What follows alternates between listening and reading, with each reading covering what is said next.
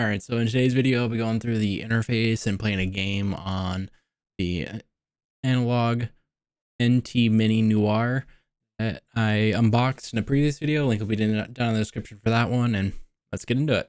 All right, before we actually turn it on and everything, I'm going to be showing the interface and try to go through all the settings and stuff for that, as well as I'll be going through playing a game. I think I picked Super Mario Brothers and see what we can look at and see if it looks decent or not. And maybe in a future video, if you guys let me know down in the comments, we can check and compare between the NT Mini Noir and the NES through an OSSC or open scan line converter, so you guys can see the difference between what the FPGA chip inside of the NT Mini does versus the OSSC, which you can actually buy. NT Mini is kind of harder to get, so let's go ahead and switch over to a different view and we can turn on the system and start playing around with it. All right, so the console's not turned on yet. I'm gonna go ahead and do that. This no signal is from my capture card, like maybe you've seen in other videos of mine recently, but that'll go away and we'll see how the startup is, and we'll go into the settings and then play some Super Mario Brothers, the original NES game, and let's turn it on. All right, so it should be kicking on soon right there.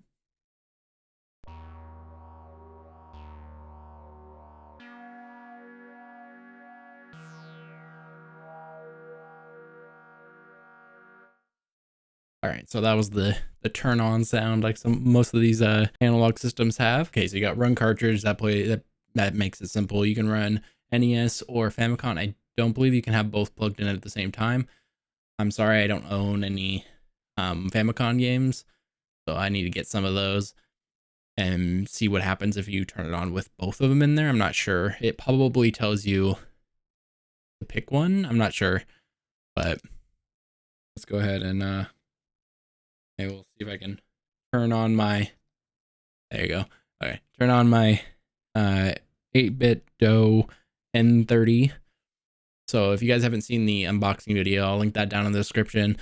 I unboxed both the controller and the console together. So let's go ahead and go into the settings. B is confirmed. I'm not used to B being confirmed. All right, so you got video settings, resolution. Right now it's set to 1080p. That's probably the best setting on here, unless you want to run lower if you're running it maybe on a CRT, because this actually has plugins for a CRT and some other different types of connections. So you can run it that way, and if you're PAL region, then you should be able to run it at 50 hertz rather than 60. I think is how that works. Let me know down in the comments. I'm pretty sure that's what it is, right? And then also down in the bottom, it shows you what the monitor supports, which is really cool. So you don't accidentally select one, or maybe it hides it if it doesn't support it. So maybe my monitor doesn't support a certain resolution. It's not showing right now, but let's go ahead and go screen size. I have it set to square pixels, but you can set it to a bunch of other settings if you want. If you want 1:1 or square pixels, not sure exactly what it's doing. I don't see a difference, but maybe because, not sure, it doesn't seem to be changing like the other ones would. So you also got Scalars. I think you have to leave the menus completely for those to work. I'm not sure, but you can set all types of scalars, as well as disable interpolation, however you say that. And then scan lines. I don't really need scan lines, but you got all these settings for scan lines. You got DAC support. So the DAC is actually a part of the NT Mini, so you don't actually need to buy the separate DAC, but you can on Analogue, which I had other videos. I'll probably link those down in the description as well, around buying the DAC individually, since they took them out of the other consoles they created to probably lower the cost. That's why this costs so much, is because there's a DAC built in as well. So you don't actually need those, but these are all the DAC settings. So if you use it without HDMI, I believe these are apply. So you can get it back down to a CRT. And then advanced mode, you got some other settings, just more fine tuning and cropping and everything. So you can actually set things, save the settings. So that was a video. Let's go to audio. So this is where you can set different types of volume for your headset. We'll turn it down a little bit just so it's not too hard on our ears. Turn down the cartridge a little bit. But you got a microphone. I'm not sure what the microphone is for. Maybe there's games that require microphones. So let me know down in the comments if you guys know. Maybe that's like a Famicom specific thing. I'd love to know where the microphone came in. I don't believe I've ever seen an NES microphone, so that's interesting for me to know. Got a bunch of filters as well. I don't want to go through everything. There's a lot that you can change in here. But just know that there's a lot of options. You can change skins. So you can change it to Japan skin. I'm guessing that's changed color. And then different types of highlight. This has a lot more in it than I remember the other consoles having, but let's go ahead and then it'll show you the region settings, SD card speed, a bunch of other settings, as well as the LEDs. I usually turn off if they're too big of an issue, but this one actually doesn't have that big of an LED on it. It's actually hard to see, so I'm actually not going to change that at all. Got the core options, which tries to disable certain things to try to make the game better, because they're trying to reach every game, but it's kind of hard. They can push updates, which I don't think I've updated this recently, so I try to go through my consoles for Analogue every 6 months, 3 months, somewhere in there, and try to update them as much as possible so that they're up to the latest version. And then you got tools, you got G codes, and the NSF player, which I'm not sure what this is, but I'm sure you guys can let me know down in the comments what the NSF player is. And then you can power off system. So I'll talk about some of the more hardware specific things at the end that I've found as I've been playing around with this, but let's go ahead and get into the cartridge. All right, so we got Mario Brothers.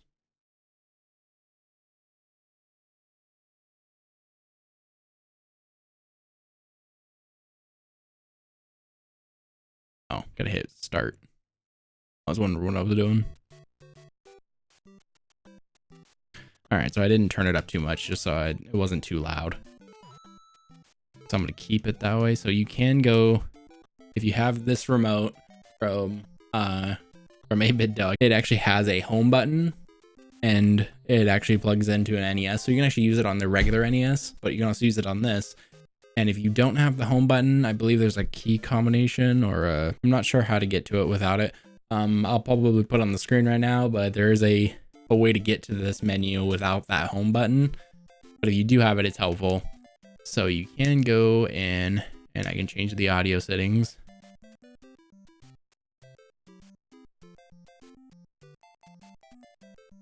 It's not changing it. I forgot it doesn't change it automatically. So it was set to 80. I'm gonna set it to 90 and then save the settings.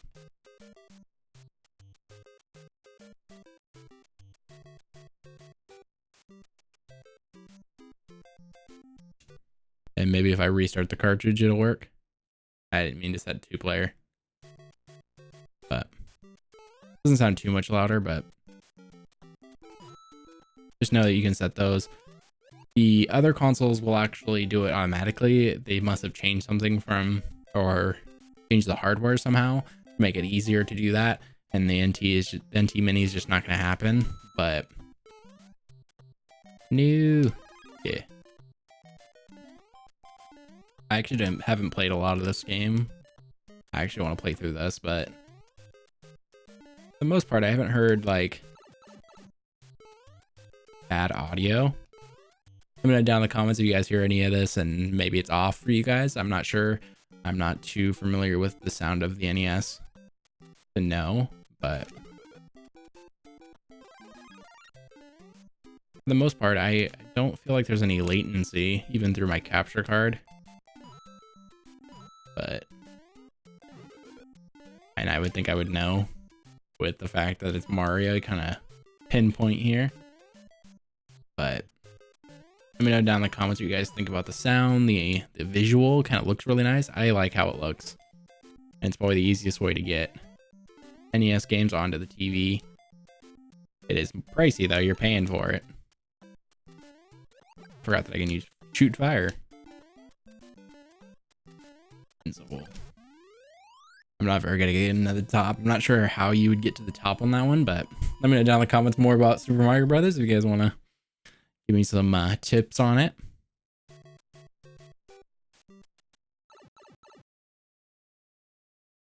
So I believe, yep, this can go down here. I love the soundtrack though. I've always liked the music in Mario.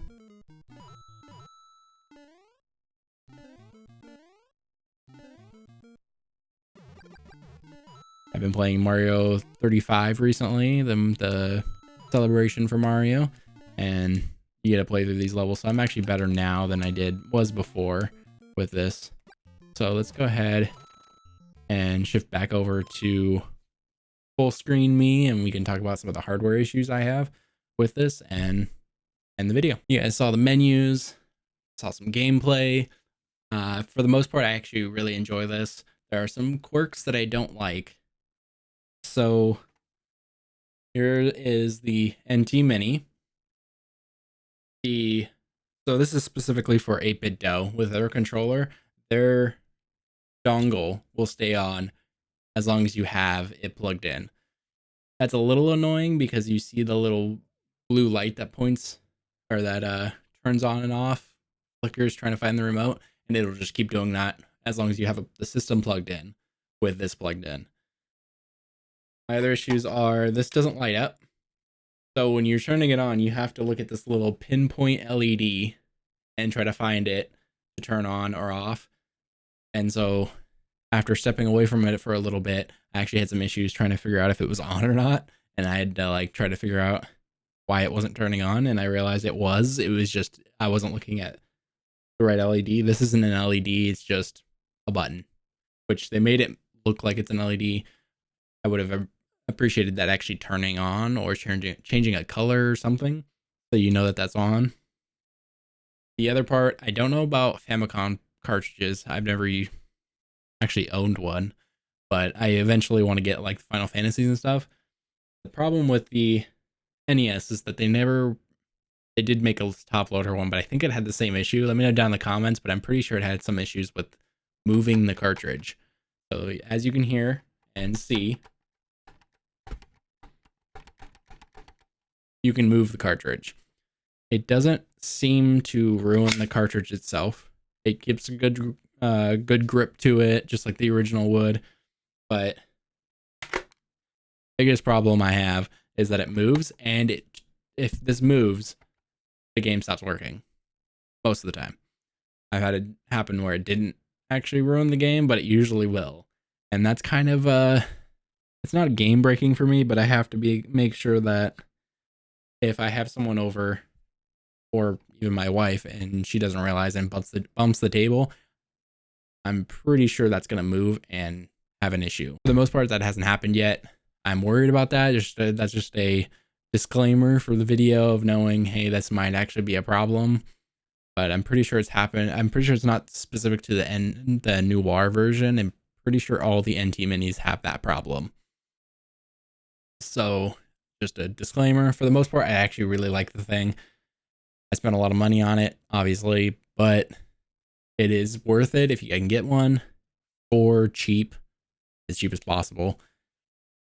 They don't sell them anymore, which kind of sucks that they can't do long runs of this because of how expensive it is to manufacture and everything. So maybe comment down below if you guys want to get another run going. They said this is the final one, but maybe if enough people show interest in getting it, that they can run it some more times so that you can get more out in the wild, and maybe that'll drive down prices for all of the ones that were scalped. But like I said, I really enjoyed I really enjoy playing NES games, and this is probably the best way I can play NES games and not have to worry about the top loader or original NES back here and trying to figure out how to convert that or modding it and stuff, which I'm interested in, but not everybody's going to be interested in that. So before we get out of here, like this video if you liked it, dislike if you don't, hit the subscribe button and then turn bell notification on so get notified when we upload new videos. That'll actually really help out this video and get it served to more people and help out the channel.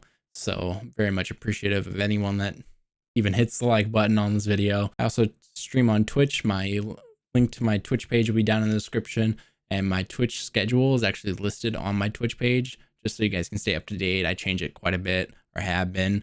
And so I just want to make sure that's up to date there, and that's how you guys can find it. I play all types of games on there. I really like Apex, so I've been playing that a lot, and I play some Overwatch, but I haven't been very good at getting into ranked matches with good people. So I usually just play regular games of that, and I'll be playing all types of consoles, playing all the new games, all types of stuff. We can talk about video games, talk about life.